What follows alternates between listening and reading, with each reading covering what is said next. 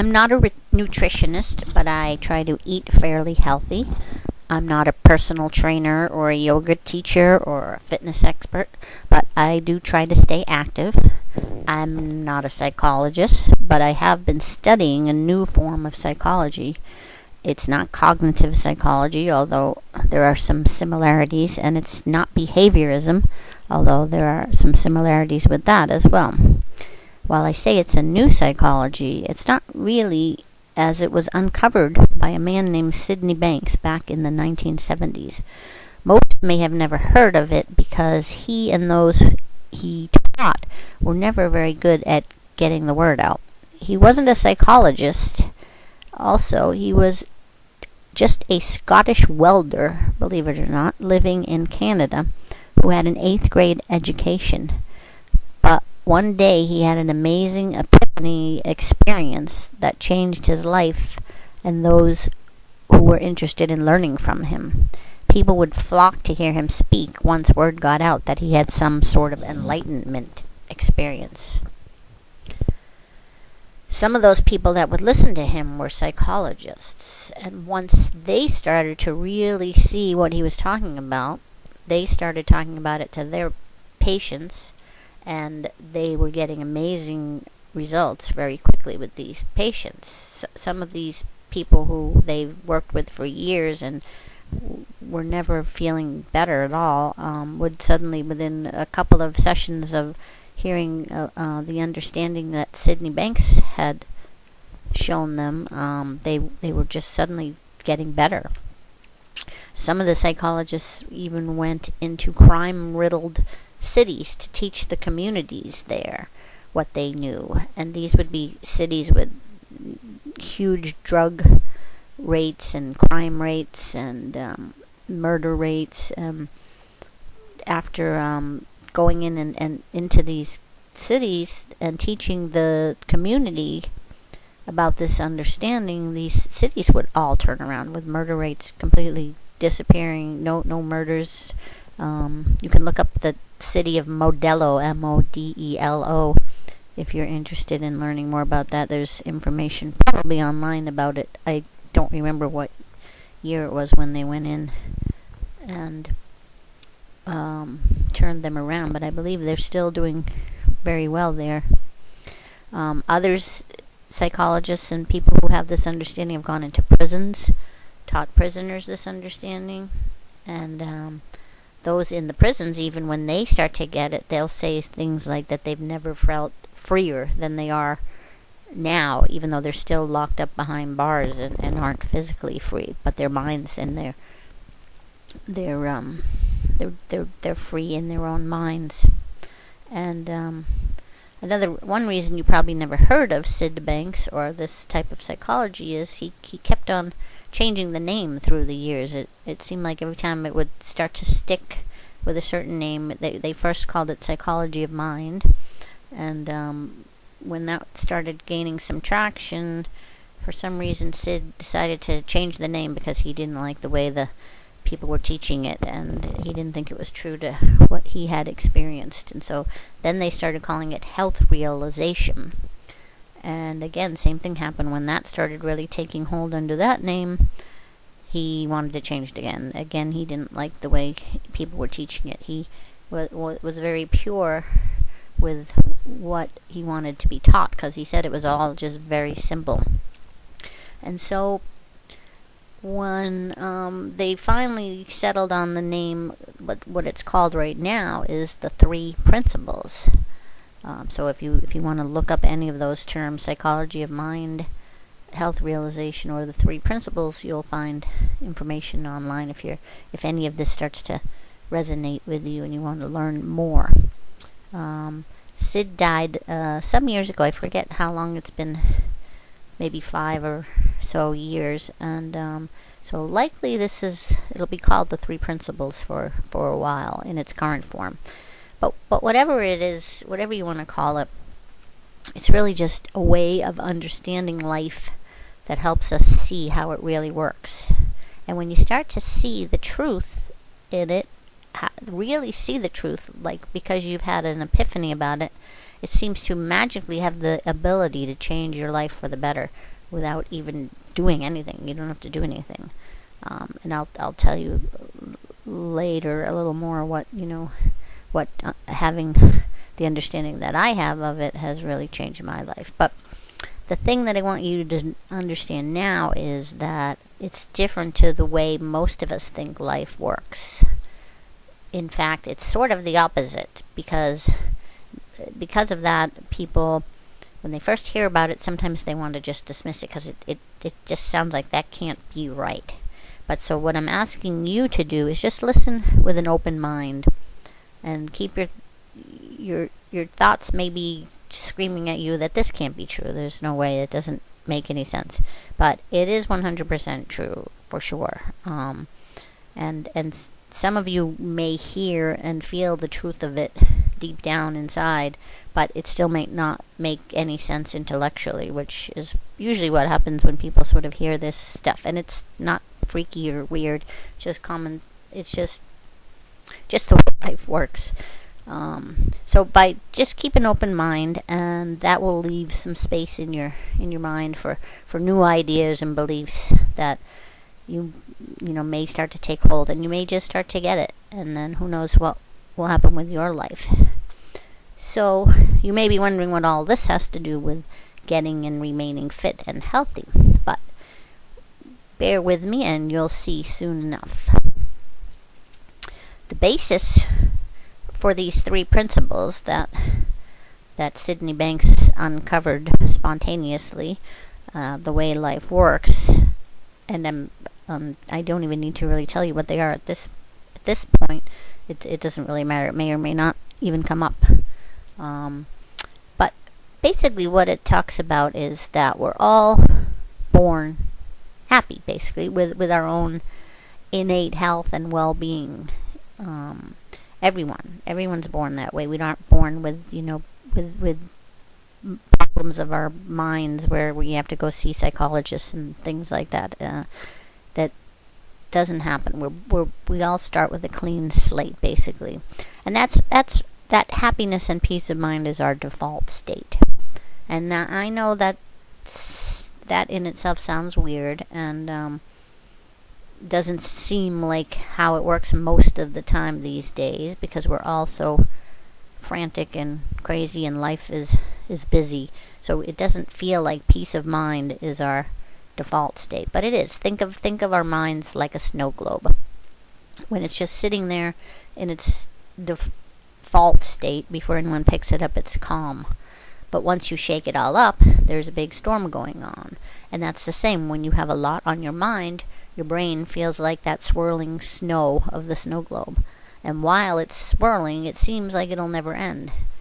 Yet, it always does at some point, doesn't it? I mean, you don't generally keep mad or anxious or depressed or whatever it might be forever, even though sometimes it feels that way. There are points, even during any given day, where that can go away for a little bit. So it's like, as long as we don't keep shaking it up, which is really the problem that people do, is we're constantly shaking up our minds, or we're not doing it on purpose, but things happen and our thoughts just start to go crazy. But if we can let it settle down, it will settle down, and then until the next time someone shakes us up. So what happens is, with some people, their snow globes, let's say, or their brains or their minds are constantly getting shaken up. And as soon as we feel a little peaceful, then the shit hits the fan and we're in a full-blown thought storm again. So we do whatever we can to make ourselves feel better. And what some people, probably maybe some in this group, do is turn to food. Other people turn to anger. Some people get depressed, or it may happen you may get depressed and so then you turn to food, or you may get anxious and so then you turn to food. And so many people have made associations also with certain foods since their childhood, that they believe that eating this food will make them feel better because that's how they felt it worked in the past. Maybe their their mother said, oh, you look sad or whatever, have these potatoes or whatever it might be, macaroni and cheese, and then they feel better. But here's the thing, the food is just food. Food doesn't have the ability to make you feel better at all. I mean, it can make you feel less hungry if you're actually hungry when you eat it. But when people are eating because they don't feel good, because their snow globes are all in a thought storm, they're usually not hungry. And so the food doesn't make you actually feel better. What happens is you think the food's going to make you feel better because it did in the past, and so your thoughts start to settle while you're eating that food. So you're not having all those mad or sad or scared or whatever kinds of thoughts going on in your head anymore. And so you think it's because of the food, and so then every time you feel crappy, you eat the food, or you eat some other food, or whatever it might be. And so you've made an association of eating with the feeling of feeling better. Until later, and then more thoughts come, and you don't feel good anymore, or then you start to get new thoughts because of how much you ate. You ate a whole bag of Oreos, and it felt pretty good when you first started eating it, but then by the time you finished it, or maybe after the 10th cookie, you'd start to get some new thoughts like, wow, I'm really bad, I suck, why am I doing this, why do I always do this? And again, so that's more thoughts. Now you're putting thoughts on top of thoughts. And you can probably see why comforting yourself with food isn't a very good long-term solution to feeling better. But a lot of people just don't know any other way. Or you just think it's who you are, or you think it's because your parents comforted you with it while you were little, and that's the only thing that will help comfort you. But what's really happening is, like I said, food can't comfort you. It's just that your thoughts have changed, and typically that's just that they've settled down, at least at first while you're eating the food. So it's your sad and mad and scared thoughts that are causing you to feel bad in the first place. And this is because it's our thoughts that always create 100% of the time how we feel. You never have any feeling without a thought happening first. Even they're pretty much simultaneous, but if you could measure in milliseconds or less, it would be a thought that happens first, and then it causes the feeling. And this is backed up by neuroscience as well. People who have studied the brain see this, that it's the thought comes first, and then that creates the immediate feeling. And that feeling comes from the chemicals start. We get a thought, and then chemicals start being produced in our bodies that make us feel mad or sad or anxious or whatever it might be. But we don't usually recognize that they're coming from thought, because it seems to us, because it's supposed to feel this way, because we're here in real life, it's supposed to feel like these thoughts come from some outside event or person. Your spouse says something that you decide is nasty to you, and so you believe that your spouse has caused you to feel bad. But what's really happening is it's the thoughts you have about the fact that your spouse said something to you that's causing you to feel a certain way. If it was somebody else who you didn't even know who said the same exact thing to you, it probably wouldn't trigger the same feeling in you, because you wouldn't be having the same thoughts about it. You have a whole history with your spouse, and you just sometimes we just have these automatic responses just because we've always had them. But regardless of whether we always have or not, it's still coming from thoughts. People, believe it or not, even though it feels this way, and this is where you have to keep an open mind, other people and other things and other events cannot ever cause you to feel a certain way. It has to come from a thought first. And once you start to understand that it's your thoughts that are just getting stirred up, which are causing you to feel bad, and then you start to remember that, oh yeah, it's just my thoughts, and they will eventually settle down just like they always do, then eating the whole bag of cookies or eating any cookies doesn't make sense anymore, because the cookies are just triggering a change of thought, but you don't need anything to trigger anything, because it's just thoughts that are accessible to you at any given time, and the thoughts have no meaning in and of themselves unless you give them meaning. And it's the same with every aspect of your life and every aspect of getting healthy and fit. So let's look at what are some of the reasons why people want to lose weight in the first place.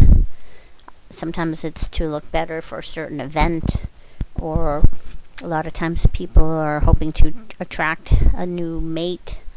And those are good, motivating reasons that get people on the right track to start out with. But really, what those end results are all come down to is that the person believes that once they go to this event and look beautiful, and everyone's going to compliment them, and then they're going to feel happy. Or once they find a new mate, everything will be great and they will be happy. It's always a question of, once this happens, then I will be happy. Until it isn't. And you think just because you'll be thin and healthy and beautiful and you'll be happy, until you're not. Or something happens, or this perfect mate isn't so perfect anymore, or the people at the party didn't compliment you, or whatever it might be. And so then you start to eat again, or you stop exercising. If it's not going to make you happy, you tell yourself, then why bother? And that is all because your decision to get healthy was based on a flawed premise, that it would bring you happiness. And it's never going to stick. It doesn't, because nothing outside of you can ever bring you happiness permanently, because it can only be temporary. Something else is going to happen. And that's, as I've already told you, that happiness is actually already inside of you, always. It's the default state, and it can be accessed at any time.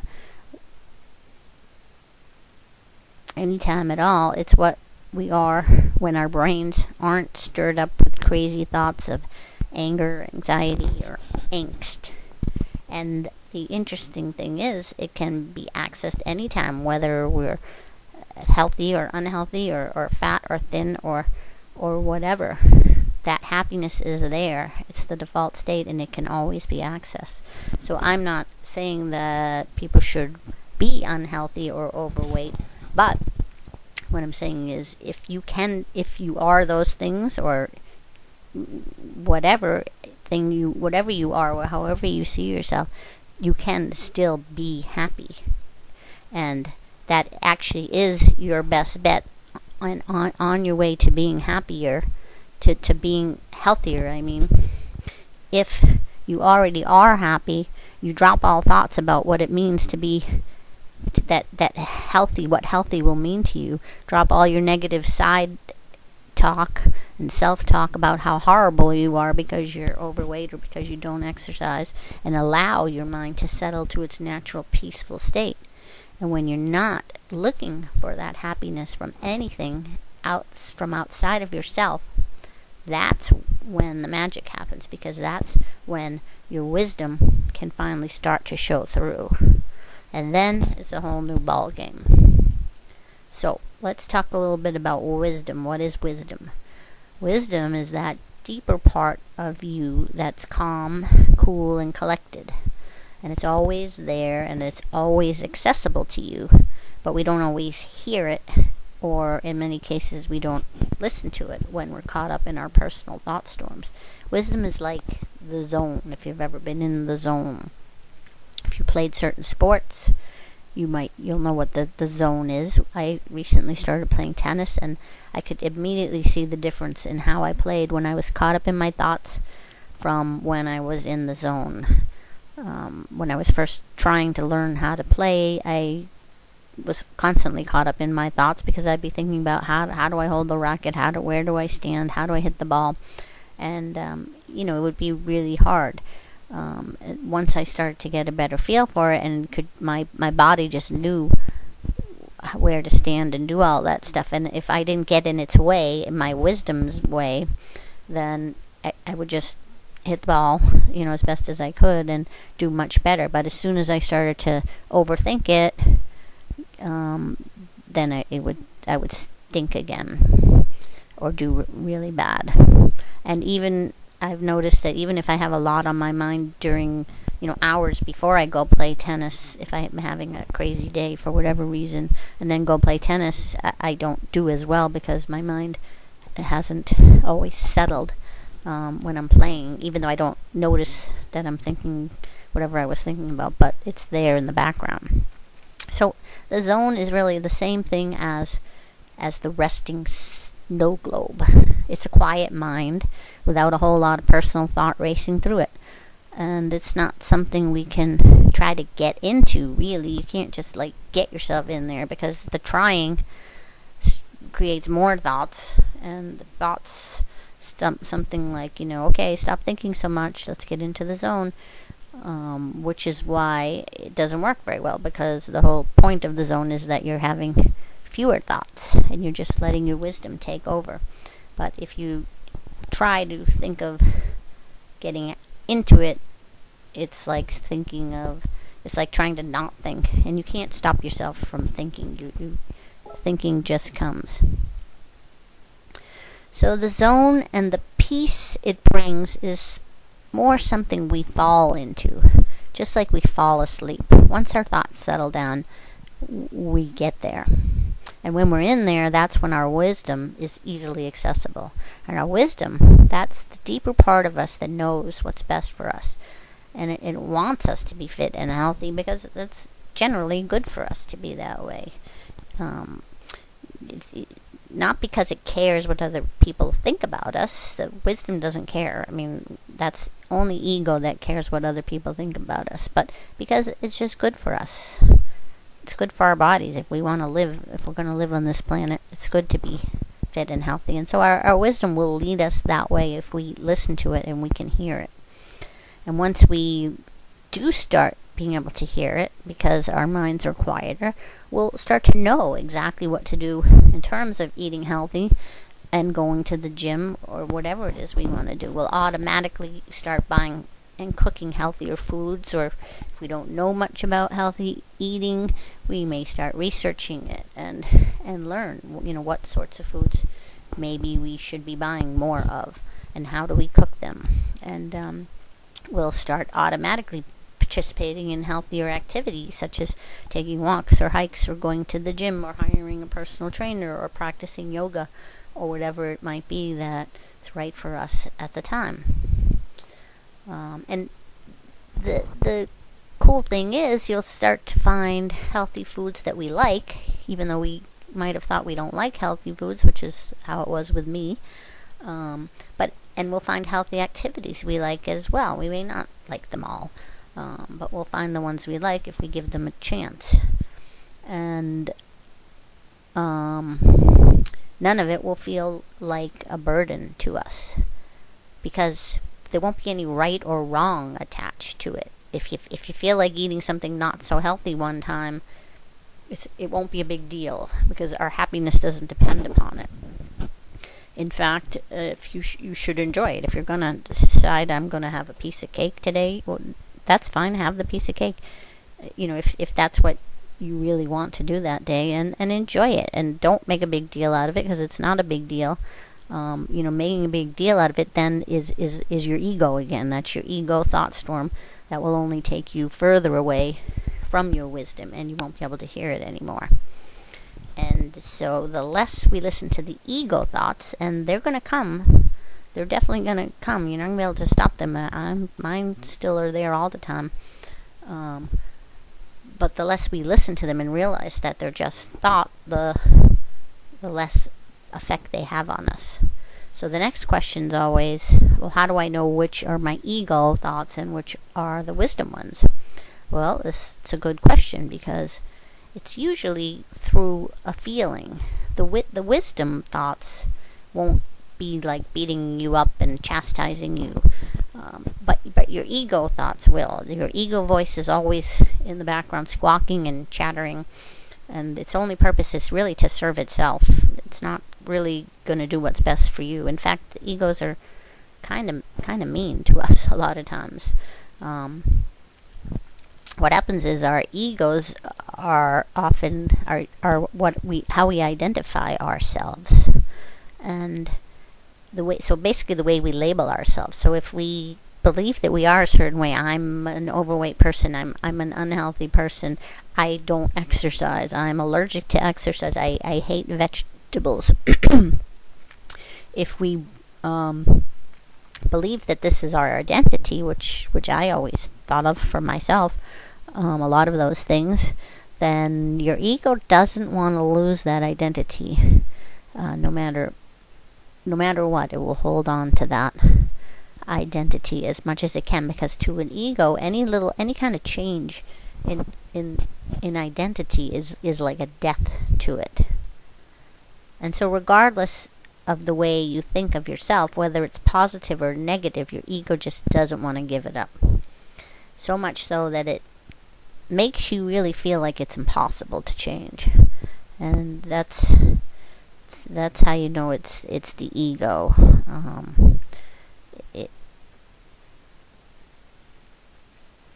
Unfortunately for the ego, though, you kind of do have to kill it in order to have a new identity take hold. But you don't have to kill it all at once. It can be little by little, where you just start liking certain vegetables more, and you start doing a little bit of more activities, and you start losing some weight, and your identity will gradually start changing on its own, which doesn't hurt the ego quite as much.